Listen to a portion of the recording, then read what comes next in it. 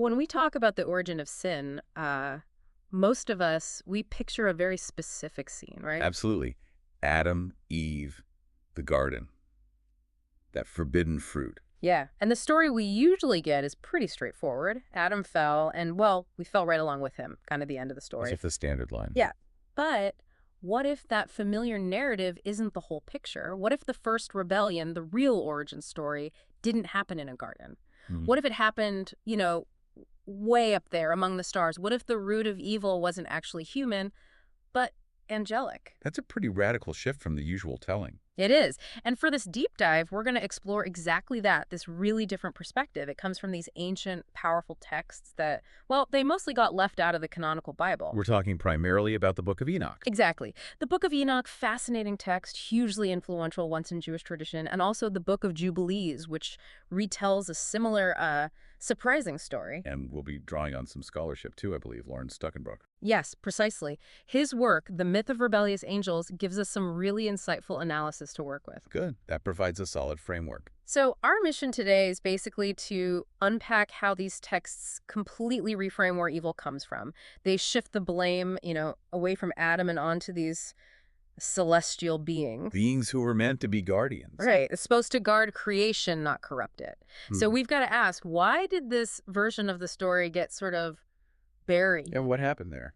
And what does it suggest about the cosmos itself? The very fabric of reality maybe being able to fracture. You need questions. It might even leave you, the listener, with a really radical thought. What if the true fall wasn't from innocence into sin, but maybe from cosmic order into a kind of chaotic freedom? Wow, okay. Okay, let's unpack this. Let's do it. So let's start with a passage maybe many of us have heard, but rarely stop to really dig into. Genesis 6, verses 1 to 4. Oh, yes, that one. It's one of the most theologically loaded and honestly underexplained passages in all of Scripture. It's like a cosmic grenade with the pin missing. That's a good way to put it. It feels like a fragment, doesn't it? Like something torn from a much bigger, older story that we're only catching a glimpse of. Totally. Here's what it says, just briefly. When human beings began to increase, daughters were born. The sons of God saw that the daughters of men were beautiful, and they married any of them they chose. And then God limits human lifespan. Right. Then the Lord says, "My spirit won't contend with humans forever. Their days will be 120 years. And then this line, "The Nephilim were on the earth in those days, and also afterward, when the sons of God went to the daughters of humans and had children by them. They were the heroes of old, men of renown." And that's it. That's it. Just 4 verses, no motives given, no names really, no judgment mentioned right there, no consequences spelled out. It just drops these huge terms like sons of God and Nephilim. Like we're supposed to know exactly what they mean, but we don't. Not really. Not from Genesis 6 alone, no. And that silence, that vagueness, well, that turned out to be incredibly fertile soil, didn't it? Oh, absolutely. And it's significant, when we look at the Hebrew Bible more broadly, it doesn't actually have this super developed angelology like later traditions. Right. The term malach is just messenger. Often, yeah, messenger. And sometimes these messengers look and act entirely human, especially in Genesis. So when Genesis 6 says sons of God, the text itself is already handing us a big question mark. Who are these beings? So how did people originally understand it? Well, early Jewish interpreters, they pretty widely understood these sons of God as celestial beings. Angels, essentially. Okay, that makes sense with the later stories. But then later Christian tradition often tried to sanitize this a bit, turn them into godly men, or maybe descendants of Seth, Adam's other son. Which feels a bit forced. Honestly, it feels more like theological damage control, like you said, than just reading what the text seems to imply. It smooths over a very uncomfortable idea. Right. So you've got this ambiguity, this discomfort. How does Enoch then step into that void centuries later and make such a bold claim? Because Enoch doesn't mince words. No, it doesn't. Enoch basically shouts, these weren't men, these were angels. And they didn't just stumble and fall, they chose to fall. They made a decision. And Loren Stuckenbruck really helps us see why Enoch might have felt the need to do this. He argues that Enoch essentially rewrote Genesis 6 precisely because it was so short, so ambiguous. It left too many questions unanswered. Exactly. It hinted at something. Cosmically suspicious, maybe even a kind of divine failure. And in a world full of very real evil, violent suffering, people needed answers. They need to know why things were so broken. Genesis 6 just didn't cut it. So Enoch provided the missing pieces. You could say Enoch didn't just invent this myth out of thin air. It sort of excavated it. It took those fragments from Genesis 6, the sons of God, the Nephilim, and built this whole towering narrative around them. A narrative of rebellion. Angelic rebellion? Yes. Hybrid giants. And, crucially, forbidden knowledge being passed down. Enoch did what Genesis didn't. It named the sin, it judged the angels involved, and it set up this idea of a divine surveillance state where eventually nothing gets missed. It's fascinating. From a different angle, you could almost see Genesis 6 not just as ancient text, but maybe like unfinished code, a glitch in the matrix. Interesting analogy. Like the authors brushed up against something too wild, too ancient, maybe too dangerous to explain fully, so they just blurred it out. But Enoch dives right in. Takes the plunge. Exactly. So if Genesis 6 was this riddle, 1 Enoch is like the answer key, except the answer isn't comfortable, it's not neat and tidy, it's wild. It's kind of subversive, actually. It carries a different energy. It really does. Yeah. Because in 1 Enoch, the origin of evil doesn't start with a snake in a garden. It starts with something way more complex, maybe even tragic. It starts with a dangerous kind of love, or maybe lust. Desire, certainly. We're talking about the descent of the Watchers, right? Which is mainly in 1 Enoch chapter 6 and 7. That's the core passage, yes. So picture this. 200 angels. They're called Watchers, Irin in the Aramaic, I think. Correct. They look down from heaven, they see human women, the daughters of men, and they're beautiful, radiant maybe, but also fragile, mortal. And these angels, they want them. Not in a protective way? No, not to protect or guide, to possess. Their desire is spelled out, chillingly direct. Enoch 6.2 says, "Come, let us choose us wives from among the children of men and beget us children." Just like that. A deliberate plan. And Semjaza, who's their leader, he hesitates. But not out of goodness, right? More like fear. Fear the consequences, yeah.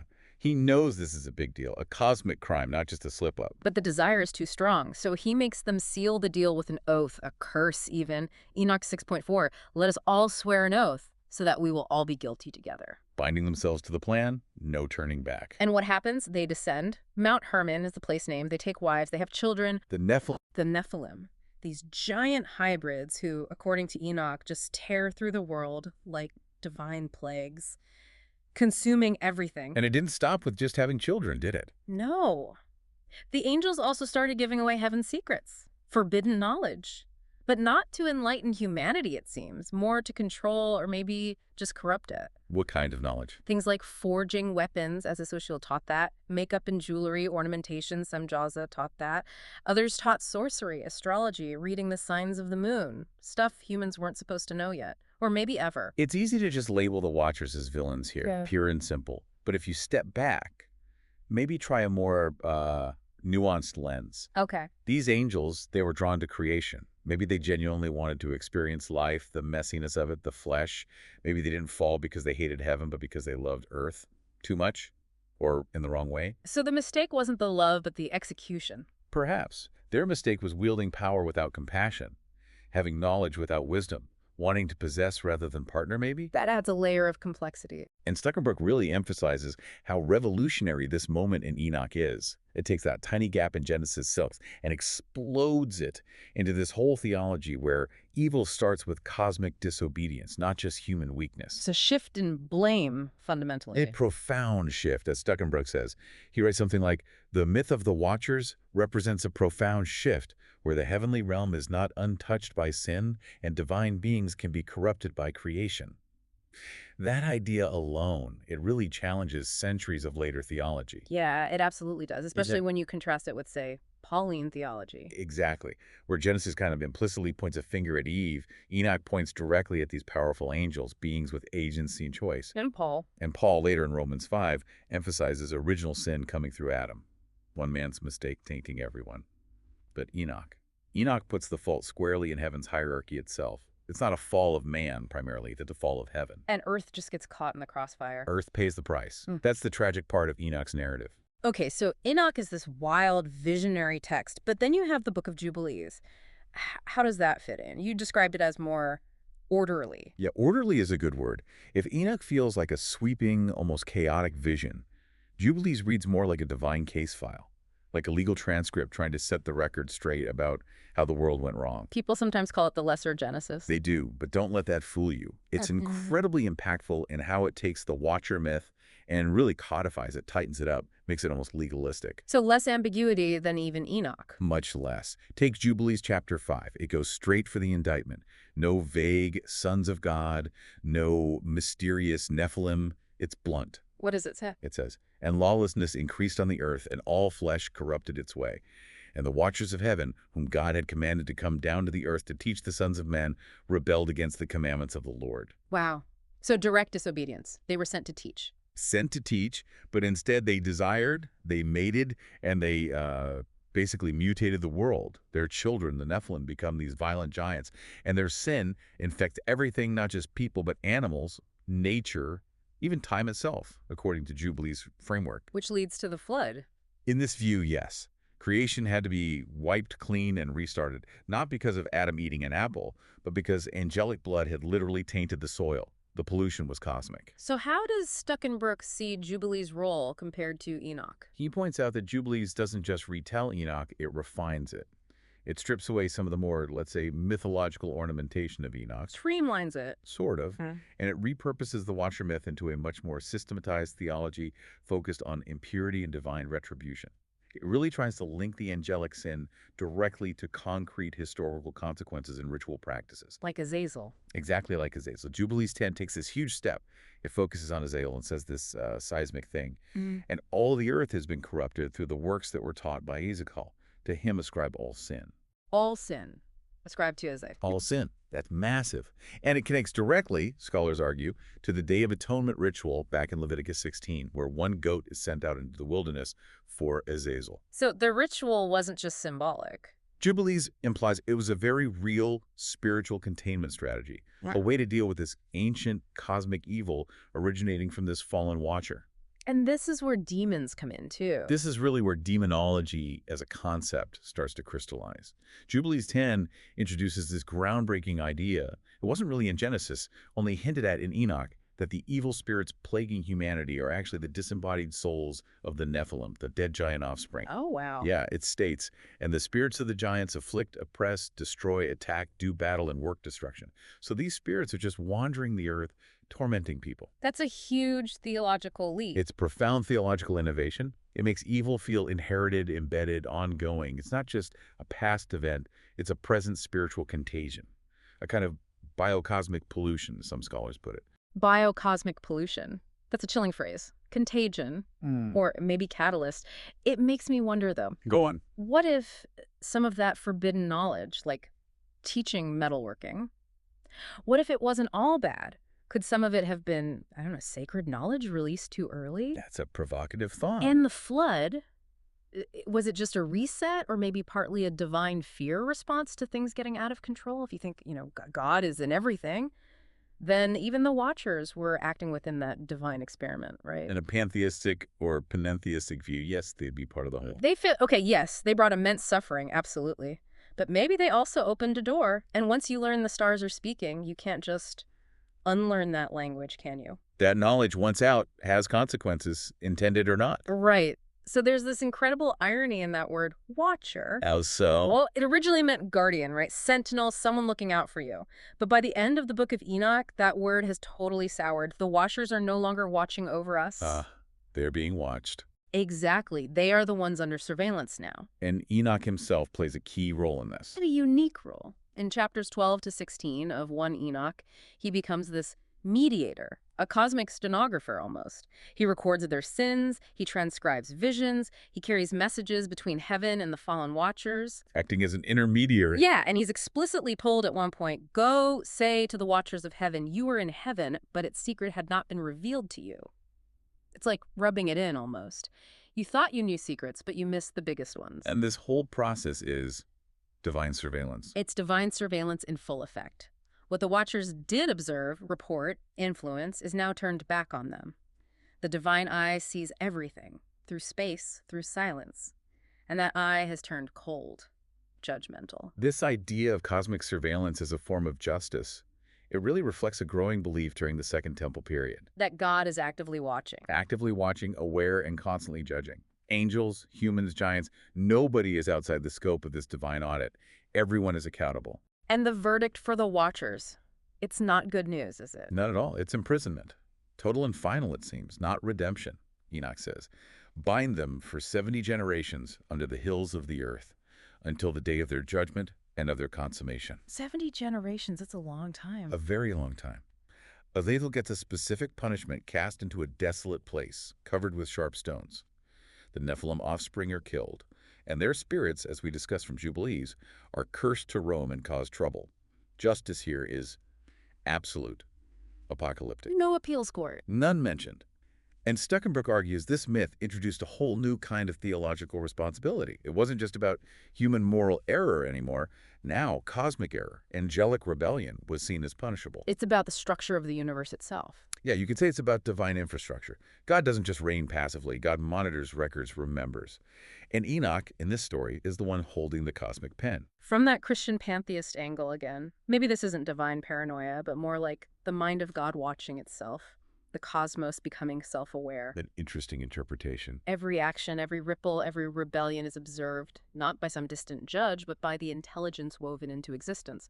So Enoch isn't just a prophet. He's like a neural node, a point of awakening within the divine consciousness. Recording events. Recording them not just to condemn, but maybe to remember, to learn, to integrate the experience. Maybe the Watcher's fall, as destructive as it was a necessary catalyst for God, for the universe to become a mirror to itself, a kind of surveillance system of its own dream, refining itself through observation. That's a deeply philosophical take on it. Just picture it, though. Stone cells deep beneath the earth, under mountains, under deserts, and in them the bodies of angels immortal, maybe burning, waiting for some final judgment.